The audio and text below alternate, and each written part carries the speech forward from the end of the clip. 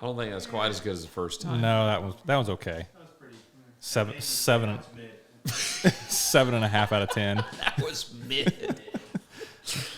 I miss that kid. Oh, I miss that. I wish you brought him today. The Seed Goat. What do you think? Heathman, greatest of all time.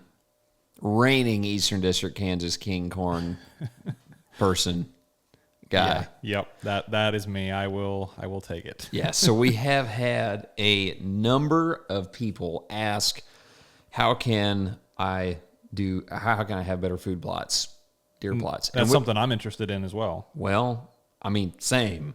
Yep. And so if you are into deer, we're going to try to do a good mix of soil health here. And I feel ridiculous teaching anything about soil health because I'm always asking the guys about soil health.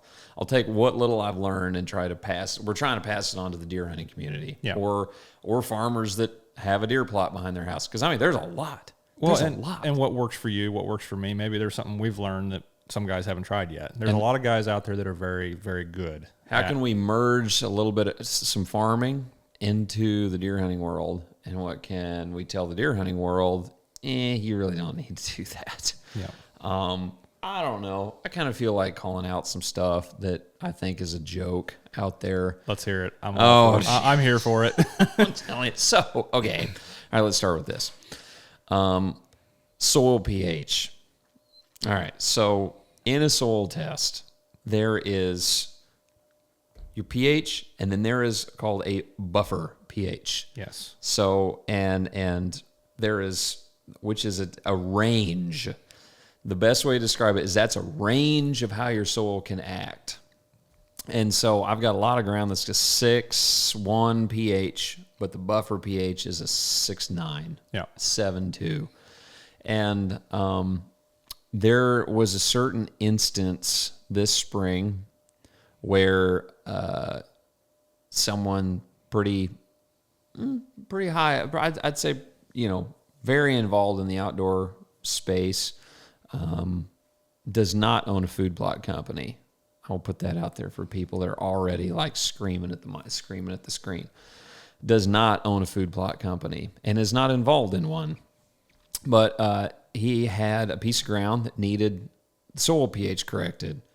And his local co-op recommended 4,000 pounds of Pell lime.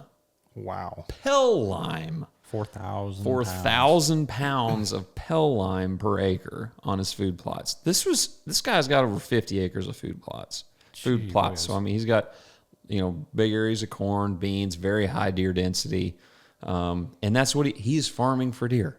That is his. There's zero grain production for harvest. It is grain production. The only difference between this guy and a farmer is he's not, his combine is his deer. Does he harvest deer? Yeah. I mean really. He is grazing the best crop he can, corn, beans, clover, fall plots, brassicas, cereal grains, etc., for his deer. One deer, usually, right? This guy, yeah. And so 4,000 pounds, there were some wrecks a little higher than that, but that was the average wreck, was 4,000 pounds. I called Johnny. Hey, Johnny, this sounds like lunacy. What? And he's like, what is it? I said, they want to put 4,000 pounds an acre of Pell lime on a deer plot. Johnny about stroked out. Mm-hmm. And so Pell lime is a short-term calcium fix in soil. Get a year out of it, right? Maybe. Yeah. Most applications are a short-term, a growing season. It's not a long-term fix. Can we alter pH with lime? We'll get into that in a minute. And then knowing your lime source. So I still say to this day, I spoke about it at a conference not that long ago. This is one of the greatest misconceptions in the food plot world. Also heavily in farming. It is. That people don't understand how pH works. It's a relationship of hydrogen in the soil and so on and so forth. I'm still learning how the influence of hydrogen affects your pH. But If you've got a test, look at your pH spots and then pull out a hydrogen. I say you got a grid map on the farming side. You should have your hydrogen. Put your hydrogen out there. Look for high hydrogen is equal to what pH, and what, low hydrogen is what pH. It's directly like boom, boom. Directly boom. correlated. Yeah. Yes.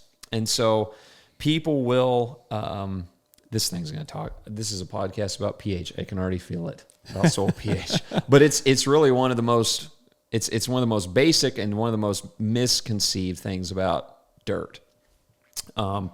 We fight it all the time in farming. Low pH. Oh, we fight it here. Guys fight it high pH. Yep. Iron chlorosis. Yep. So on and so forth. In beans and milo. But so this guy, 4,000 pounds, and he's going to apply it on, and it was very expensive. Very expensive. I can only imagine 4,000 pounds of pelletized lime is it's got to be expensive. His co-op was ready. They were going to just start sending semis, just dumping it in the end of the field. How many acres did you say? It's 50 some acres. Jeez. So 5 times, it'd be 100. Basically 2 ton to the acre, right? Yeah, it'd be 4,000 pounds over 50 acres. That's a lot, man. 200,000 pounds. Yeah. Is that right? Yeah. 4,000 times 50? Yeah, that's right. Yeah, 200,000 pounds. Good Anyway, grief. Loading it with a little bucket tractor. Yeah. And I'm like, dude, you're going to be there for months. He will be there all year long. Uh-huh. By the time he gets done, he's going to start over for next year. It's going to look like an 8-inch snow out there. And I asked him, I said, why? He said, well, our pH is low. And so I okay, send it in. So his pH was low in some areas. It was. In one area, it was very low, where some Pell Lime, I think, would help him. Yep. And so I asked Johnny, I said, Johnny, what's this guy do? He's like, the max, and I believe this rec was, I'm 90% sure. Johnny said, I don't exceed 300 pounds of Pell Lime in a year. So you think how many X times they were exceeding 300 pounds. Rec is 300 pounds, and that's max. That's max. Max in a year, 300 co-op pounds. Put 4,000 pounds. Wow, that's a problem. I'm like, red flags. Yeah. And so he goes, I said, send me your soil tests. He sent me all the soil tests from the farm, and we're going through, and his pHs weren't the best, but and so I'm sitting there and I'm looking at his base saturation calciums. And there's base saturation potassium, calcium, hydrogen, and sodium. Is it? Yeah, I think sodium. I think is the other one. Getting your salt levels figured out. I think that's right. If I'm wrong, if I'm wrong, someone's going to tell me. Let us know. Yes, let us know in the comments below. Yeah, media guys are just going to like excited about that. But so his base saturation calcium was, in most cases, exceptionally good. It was in the 70s, which guys are much smarter than myself say that the, upper 60s, lower 70s is a great range to be in your base saturation calcium. If you have not taken a soil test and to read your base saturation calcium, farmer, food plotter, does not matter, gardener, do so, because that is going to tell you, your base sats are going to tell you much more than just your basic pH. Yeah, your basic, just your standard pH test. And so we're making, early, we did a podcast about, we're in our 30s now, what would we tell our 20-year-old self is, I wish I would have learned how dirt functioned much better, better sooner, instead of, now. That ties into knowing where all the money where your lime comes from. Can you imagine the money we'd have back? Oh, goodness sakes. I don't even want to think about that. No, sick now. Just forget Let's about move it. on. Let's shoot deer. And so base saturation calciums were exceptionally good. In some cases, very high. And so we look, and his hydrogens were out of whack. And so I told him, I said, dude, you don't have a calcium issue. Oftentimes it can be a drainage issue. It can be a compaction issue. Some other things play into effect here. I'm like, you actually don't need like you're looking at this backwards. And one thing further that a guy could do is tissue test. and see, is calcium getting in my test? Because you can have high calcium. See what that plant's lacking. Yes, and you can have high calcium in your plants, and you can be short in your food plots or your corn or your beans, which could be your food plots. Yeah. Across the road, I fight keeping calcium and pH in balance over here. I put on lime, so on and so forth. And now we're starting to work with calciums, in furrow and foliar. But honestly, someone brought this to my attention. They're like, well, are you testing the plant? Well, what do you mean? I'm low on the dirt. That doesn't mean you're low on the plant. Okay, so I started pulling tests. I had a fresh batch pulled last week, brought them back. Calciums are fantastic. Mm-hmm. Okay, so what's there is getting in the plant. So now we can talk about efficiency. How efficient is my plant and my soil cycling? Because there's areas where your nutrient levels can be lower and produce a fantastic yield. And you can have areas where you might have a high area and you might not produce any better, even though according to standard train of thought, higher must mean more. Right. What is causing your issues? What is your limiting factor? Yeah, we talk about that a lot on here. Is what is your greatest limiting factor on the farm? Yeah. And so pH. I'm starting to. I know. I'm starting to. The tangent's getting a little zigzag, but we're still going. Yeah. So soil pH. So the number one thing I would tell guys is if you're trying to correct pH, make sure that pH is your actual issue. Do a little research. Yeah. And when you say, and there's a difference between pH and there's a pH and calcium. So you'll go in, I hear it all the time, guys say, hey, I'm low on pH. How much lime do I need? Well, here's another thing, knowing your quality of lime. Yeah. Because in our area, we fight very high magnesium levels, which leads to a whole new set of problems. It is tied phosphorus, lowered nitrogen efficiency. I don't know if catastrophic's the right word, but it sure feels that way sometimes. It's the biggest pain in the butt that we probably deal with nutrient-wise. If you have high mag and you go out and put more mag on, it just ain't going to work. There's lots of lime that's high mag lime. Yep. People don't know that. They go get lime because that's calcium. But I've tested some quarries, and they might have pretty decent calcium, but they're insanely high in magnesium, insanely high. So you're just adding to the problem. And so then you're compounding issues, and so you don't. Or you're creating an issue. You're creating more issues. You may not have had an issue there, and now you're adding another problem to the problems you're already having. Right. And so guys will say, "Hey, I put lime on. I'm not seeing a response in my field." Now, lime takes time to break down. Yeah, it does. I believe it's the largest molecule. Calcium is in the soil structure. And so you're sitting there. You're like, I did this. Nothing's happening, nothing's working, I can't see. You might have actually put another nutrient in there or on your ground that was in the lime that is counteracting the effect that calcium, your lime, would have in the soil to improve plants. Yeah. And things we aren't told in school. No. Things we aren't told in school. And, and so know the difference between pH and calcium in your soil. And then if you are low in calcium, it's fine to add lime. Yeah. Then make sure you know your lime source. Make sure where it's coming from isn't high in mag. That's right. Do a test. How simple is it to do a test? Oh, it's just, most quarries should have a test. If they don't, that kind of makes me question. So there you go. If you're curious, just ask for the levels. Find out where the levels are at. And if you're getting it through your local co-op, there's absolutely no reason your co-op should not have a test. Yeah. It's simple. They just put some in a bag and send it off to a laboratory. Laboratory sends them a result back. Okay, here's one for you. What about a water treatment facility? The lime coming out of there. Those won't be tested, correct? You'd have to find out the information for yourself. Man, I don't know. Because there are sources for water treatment plant lime, and we've done that ourselves on our fields. I think the Hefties talk about water treatment plant lime.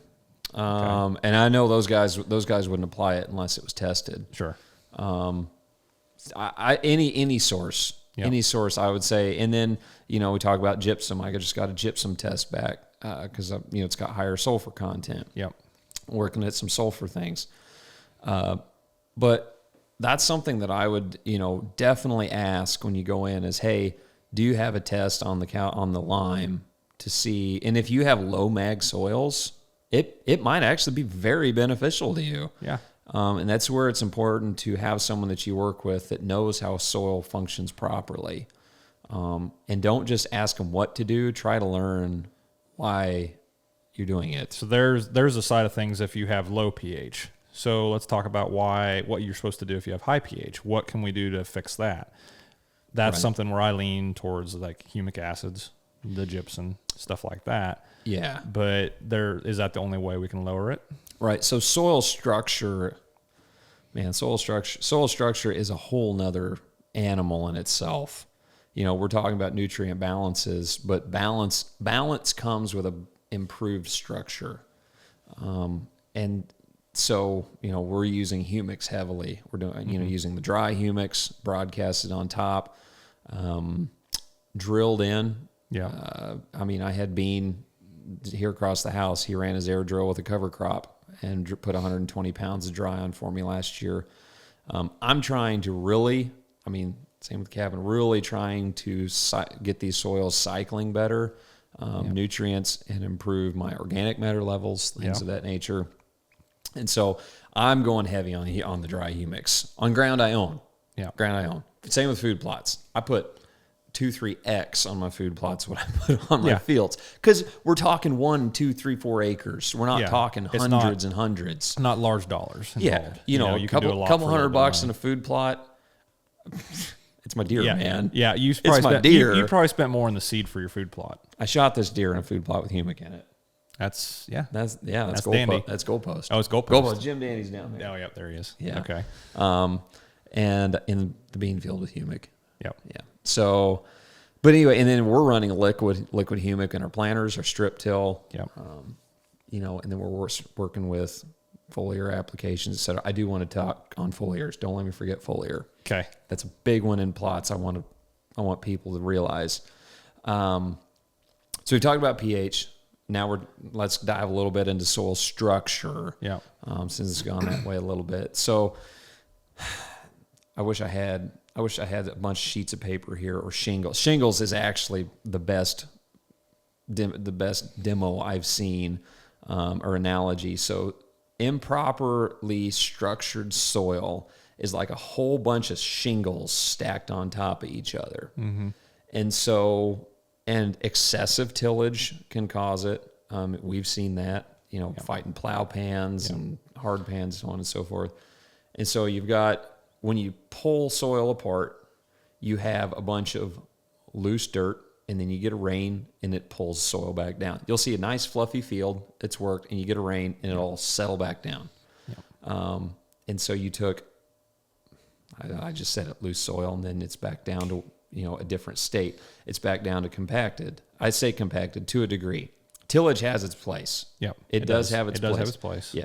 The diehard no-tillers are throwing things at the screen right now, but do what the soil requires. Right. You and I have gone to strip till instead of mass tillage, and then we did no-till. No-till had its issues. Tillage had its issues, so we've gone to strip till. It's kind of the middle of the road. It's worked great for us. Yep. All right, guys, just want to take a quick second and say, if you haven't checked out our website, go ahead and do so. On there, we have the newsletter, merch, distributor list, product list, blogs, links to blogs, links to podcasts. It's all on there. Yes, I did write it on my hand, so I remembered all of it. Anyway, it's there. Links in the description. Check it out. And you're talking soil structure. Something that it just dawned on me is we cleared some ground here a few years ago. That soil was actually dug out to create a new river channel. So they dug the river channel. We're talking 30 foot, 40 foot deep.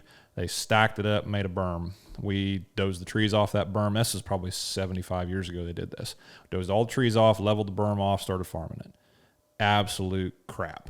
Really? It was absolute terrible dirt. The rest of the field was making 60 bushel soybeans. You get up into that new dirt, maybe 20. It was just, the soil structure wasn't there yet. It was just packed clay with no organic matter, no nothing. Okay, that's been 5 years we've done that. We're just now developing a soil structure. You go up there and you can't quite tell that it's packed clay. It has a little bit more of a loamy feel to it. It's doing better. And that's taken 5 years to get that soil structure back, get a crop going on it. We've added manure to it, trying to add organic matter, trying to get anything we can to develop soil structure. Sure. But we're finally there. It took us 5 years of farming it, trying to farm it properly, no-till, doing everything to it. Yeah. It takes time. It does take time. That's what's tough is we want to make an application and see it. We want to see that line. I did it on this half and not this half, and this side's greener. Woohoo, we win. Because it's a general American rule of thumb that if it's greener, it's better. Yeah. And, so soil structure, you've got your particles that stack on top of each other. What happens is lack of airflow kills soil biology, and let me be very clear with people watching and listening to this. I'm not telling Heathman nothing he doesn't know. We just started this with, hey, student, teacher, even it could easily be reversed here. So you've got these layers in your soil. And when I say layers, we're talking microscopic layers on top of each other. So you'll see worked ground that will drain water, and then all of a sudden it'll be ponding. And it'll just be a pond out there. Yep. And then the left soil needs to breathe and go work it up. It'll drain water, and then it'll close back up, and then boom, holds more. It just won't drain very well. Yep. And well, the problem is you're working your soil structure out. It's kind of like a piece of wire. So you got a piece of wire and you bend it a few times, it'll hold, but the more you bend it, break. It gets weaker until it finally snaps. Soil's similar in the way that it functions in that way. But so, we're adding humics because we don't have really high organic matters. Yep. Humic is carbon. Carbon is really good for microbial life. Mm-hmm.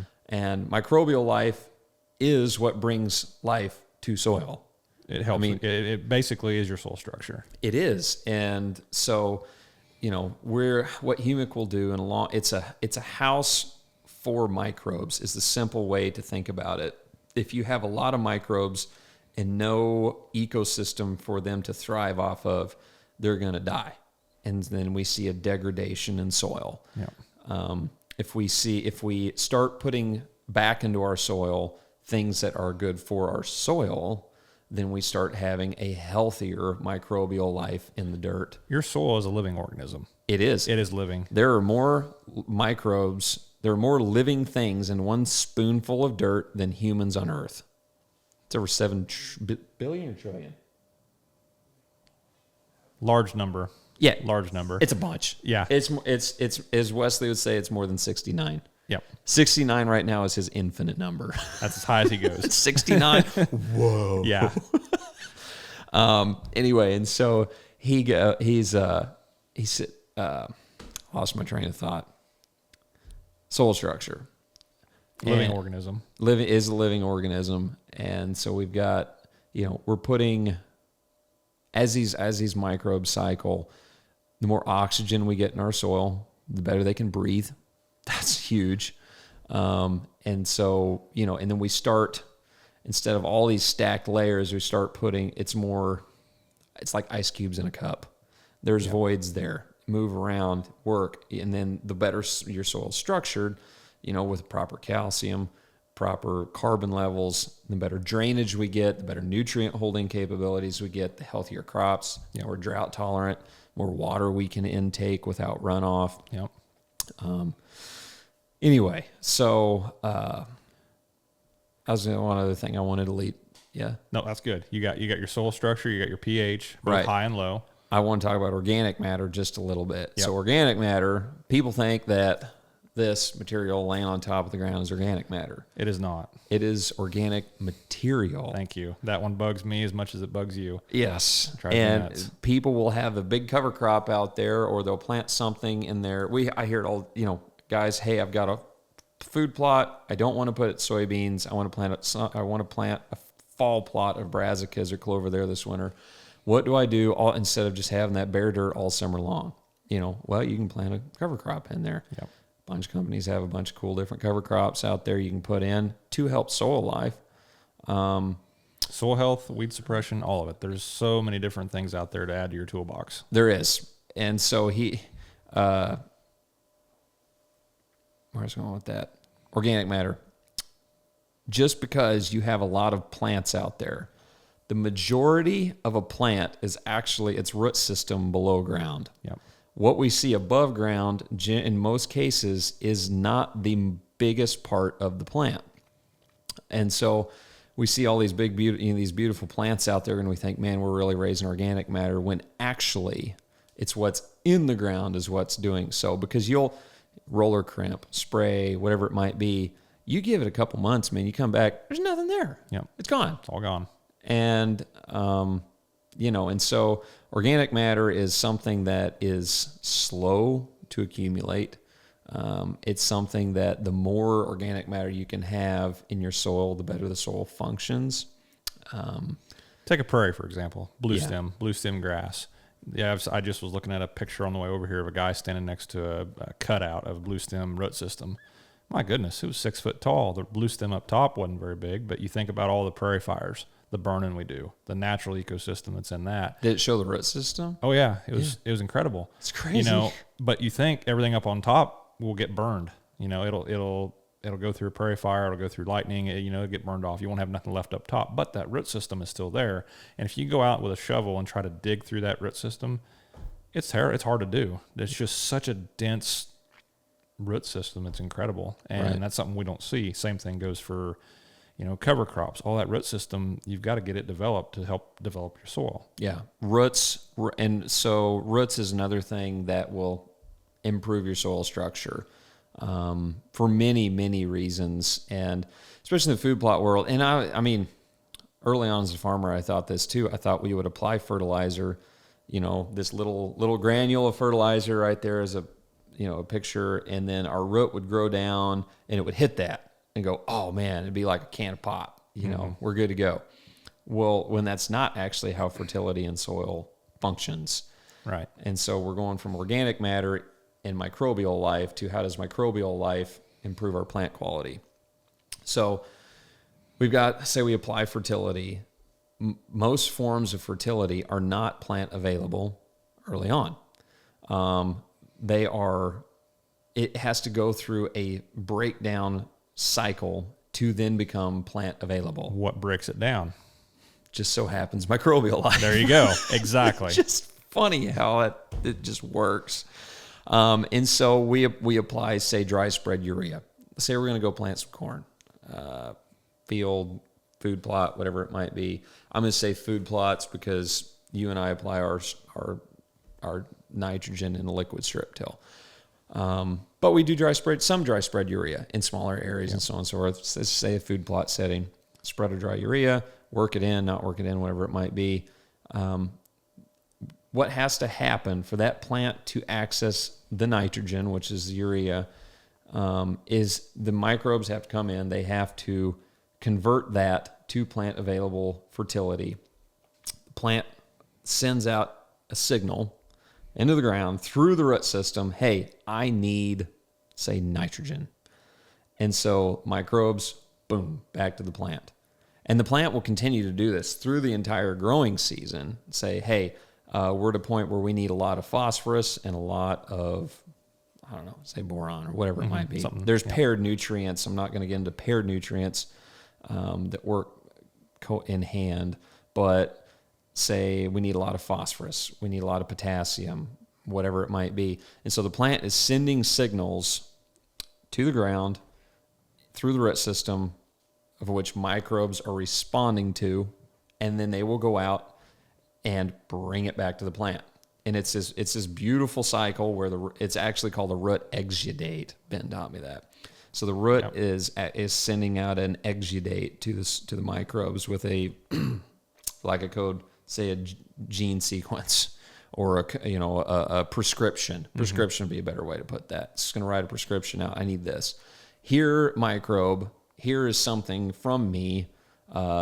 And it's beneficial to the microbes. They have to have each other. Without plants, microbes die. Without microbes, plants die. I'm going to give you something, and in return, you bring me this.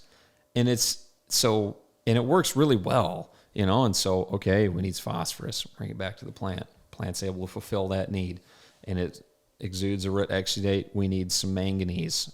boom, back to the microbes, manganese, and they're workers in this cycle to grow the plant, because the better the more plant we grow, the more microbe activity is supported. The more you reach, the bigger your root system is, the more area of organisms you can get to, the more microbial activity you can get to, and the more chance of having more nutrients.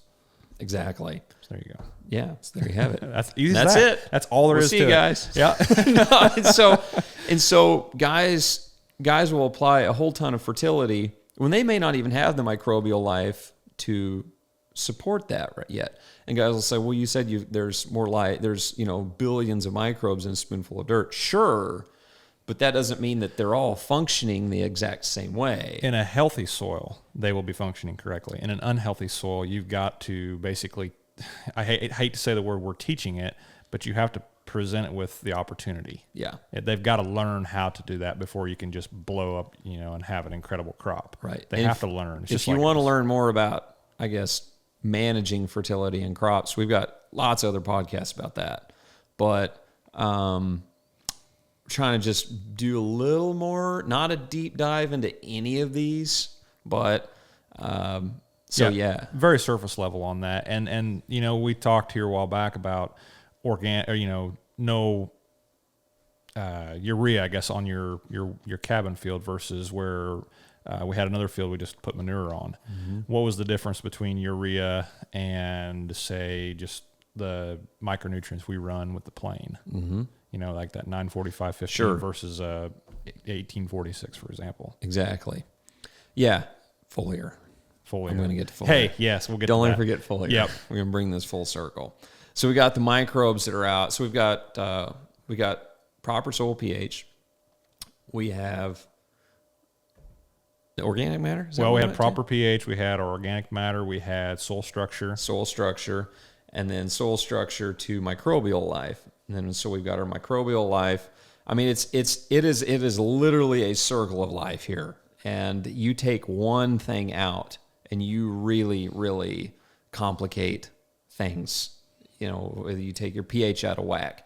Then we can't have a proper cycling of nutrients as well, or a lack of efficiency. So we're going for optimum efficiency. And we want your soil, think of it like an athlete. How well trained, how fit, how capable, so on and so forth. Don't ever skip leg day. Yeah, don't skip leg day. And so we got cycling nutrients, and then so we've got a plant. So we've got our pH in pretty good shape. We've got higher carbon in our soil. We've got cycling nutrients. We've got good microbial life. Organic matter. That's right. Organic matter versus material. And then you can put on a ton of fertilizer, but you may not have a system that's capable of converting it all into plant available forms of fertility in the amount of time that the plant's growing. So that's another thing. And then, so I really want to go take that around to what can we do, or what are things being done now, still on the fertility train, to maybe bump it a little more, so on and so forth, and that is foliar fertility. Yep. We run pretty good amount of that. Yep. We did a lot on our wheat. Did quite a bit on our corn. Did a lot on our corn. Yep. And beans. We're not quite there yet at the drop of this podcast. And so it's a big thing right now is running foliar. There are a lot of things out there that people don't know that I didn't know at one time. And that's kind of the purpose of this podcast is what are some of these learning curves we can help people skip the oh crap, I didn't know that parts.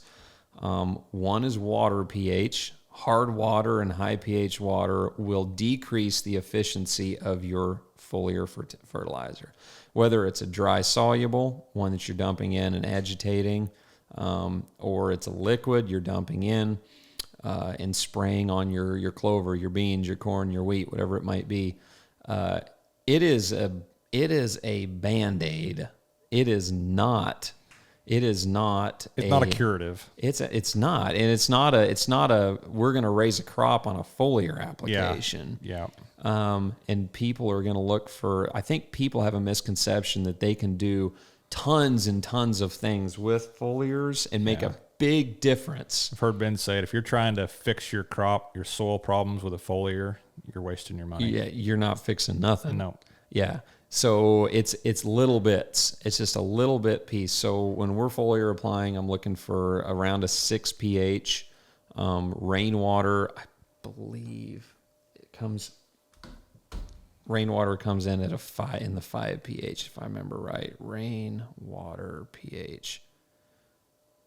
I totally did not type pH right. pH 5 to 5.5. 5 to 5.5. Okay. And Johnny pointed this out to me. He's like, "Why is rain coming in like that?" I'm like, "Well, No, I have no idea." He's like, "Well, I'm not sure anyone really does, but it seems that after a refreshing rain, what do all the plants look like?" Everything perks up. Amazing. Everything looks good. Maybe we should duplicate rain. Yeah. If only we could. Yeah, I know, right? Yep. And so get a water test, and there's things out there that you can actually lower pH. We got a couple of guys in our company that lower pH with vinegar, low pH vinegar. Really? Yeah, I didn't Vinegar, even I know wouldn't that. have guessed that. No, I have not done that. But you can buy a little pH test strip, so you can buy one on Amazon, a digital. I bought a pretty nice one for about $100. Yeah. You can test your pH. And I used another product that's very similar to vinegar, and I lowered. It was 25 gallons of water, and I believe it was 2 ounces of a low pH water corrector, and it brought it from a 6.8 to like a 5.5. And so, it doesn't take much. And I'm not sitting here plugging products or this or that. I'm not telling you what to do. I'm trying to just make people aware of things I've learned along the way. Things we can do to make things a little bit more efficient. Yeah. And so, in soils, we fight high things with high pH in the ground, and we fight things in low pH in the ground. Well, water's very similar in the same way. So nutrient intake through the leaves. Why do we expect water to act differently than soil? Right. They act conjointly. Is that a word? Sweet. Very good. Thank you. And so I'm trying to keep my water pH at a 6 or a little lower, and because my water comes out of my well at around a 7 to 7.2. I didn't know it's that high. Mm-hmm. I'll be darned. Yeah. And just did some basic water tests. The lowest I've ever seen is a 6.8. Okay. And did not know that. So started changing that. Started seeing a little better response with my soil or with my foliar applications. Anyway, I'd say that's the thing. So don't think that buying a product to spray foliar is going to make this world radical difference in your plot, your crop. It's not.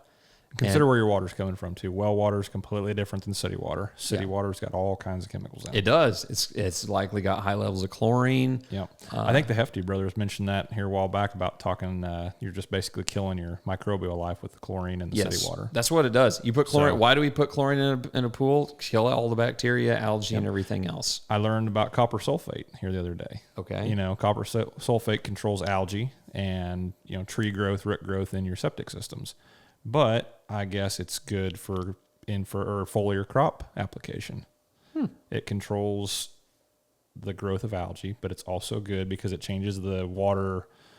I'm not sure what level in the water or what nutrient it changes, but algae doesn't grow. But in crop, they like it. Interesting. So it's the copper sulfate. Yeah. So, but that's something a very tiny amount makes a big difference. Exactly. Yeah. Yeah. And so, gosh, so we're running out of time, but what I want to bring this full circle with, make sure you understand soil test, make sure you understand the sources that you're getting products for application, learn how soil cycles and functions as well. Don't think we just throw something on the dirt and it's going to grow. It might, but it might not be because you threw something on the dirt. Yeah. And come back to your organic matters. Yeah, it comes back to your 4,000 pounds of pelletized lime. Get a second opinion. If you think it sounds funny, go talk to somebody. Follow the money. Yeah, figure out Follow why. the money. So get a second opinion, talk to somebody, make sure that recommendation is legit. Because and I'm not saying I did a little digging, and I think the guy that made that rec genuinely thought he was helping. Right. He's like, well, instead of ag lime, let's just do Pel lime. It's a little easier to work. And a lot of it was because you can apply it through a spinner spreader, and they had one. Okay, well, we'll just move to spinner spread to Pel lime. I legit don't think this guy had a clue. Aye. I don't think he had ill intentions, but like I said, don't let someone else's recommendation be the final say on your operation, your food plots, whatever it might be. Yeah. Get a second opinion, get a third opinion. Yep. And if it sounds funny to you, talk to somebody else. If it's a sales pitch, yeah, I don't know, that makes me really scratch my head. Yeah. I tend to, as a farmer, buy something from someone who teaches me something. Yeah. Because they generally have experience in the field with it. And if someone has not used their own product, I don't buy it. That's where I come from. Selling the products we do, I have to know how this product works for me before I can sell it. Yes. That's just something I like to do. And the sales pitches makes me uncomfortable because if I don't know how it's going to work, I can't just say, yeah, this is a miracle treatment, go for it, because I just can't do that. Yeah. So. Yeah. And that's a good point. The miracle. I've heard people say that if you put this on, it's going to change. It's just going to do amazing, amazing things. Yeah. Dude, and it might somewhere, someday, maybe in a very specific application, but it's very uncommon for you to apply something and you drive by a week, a month later, and you just blows your mind. The Garden of Eden out there. Yeah. I had one guy try to sell me a product. It was a humic. It was a low-grade humic. I didn't know it at the time. We applied this on this farm, and man, it turned the soil back to the Garden of Eden. Okay, well, that's cool. I'd sure like to have that. Some people will buy that. Yeah. Know your source. Same with humics. Know your source of humic. Make sure that the product is quality. And I don't know. I haven't found, I mean, even though there's a lot of things that improve your soil health, I haven't seen a complete quick fix. There isn't one. Everything takes time. There's no magic pill. There's no, silver bullet. It's a process. Yes, it is. As Stroberg says, we are building how does he put it? Building a program and a plan. It's okay, we're going to do this, and then we're going to do this, followed by this, followed by this. And people want it all to happen in a day, a week, or a month. They don't want to think 1 year, 2 year, 3 year. Well, think of it from the wildlife side. We're talking food plots, deer plots. You put a bag of corn out there, are you going to have a 200-inch deer the next day? Probably not, unless it's a completely freak deal. But right. most likely you're not going to have Probably that. will on you, though. And you'll have a 200-inch deer. Soil's the same way. It doesn't happen overnight. You're going to have to manage it, take care of it, prepare it. Be patient with it. Learn it. Yeah. Yeah. And ask questions. Be a student of it. Your dirt will tell you so many things. So many things. Yeah. And don't think that you can fix something real easily. Oftentimes, in a lot of cases, you actually have to pull something, and that problem will self-correct. A lot of things are excess issues, Yes. Things in excess. Yeah. Moron syndrome. Just dump more on. Yep. Yeah, the moron syndrome. But anyway, yeah, well, that's a little bit of food. I don't know. That's things I have learned over the past couple of years. Maybe it'll help somebody. Maybe it won't. I got There's people good information. fuming mad, but it's a review. We got fall food plots coming up right now for the guys that are deer hunters. Yep. But yeah, pretty good. Tell that, and all us farmers just exhausted. We're wore out. we're on the tail end. Everything harvest coming on, limping into the finish line. That's what it is. That's what it is. We all start off just. I saw the meme where it was the captain walking down the stairs, and it's Pirates of the Caribbean, and there's cannonballs and everything's exploding around him. It's walking into this year with confidence, yeah. And the next one, it's a guy like pulling himself onto a beach, like barely any clothes hanging on to him, Gosh, sunburned. I feel that too much. I know. Just make it home. Yeah. But anyway, cool. Yeah. If you want to learn more about if you want to learn a lot more about soil and plants and functions, We got a lot. We have other guests on the podcast that are, man.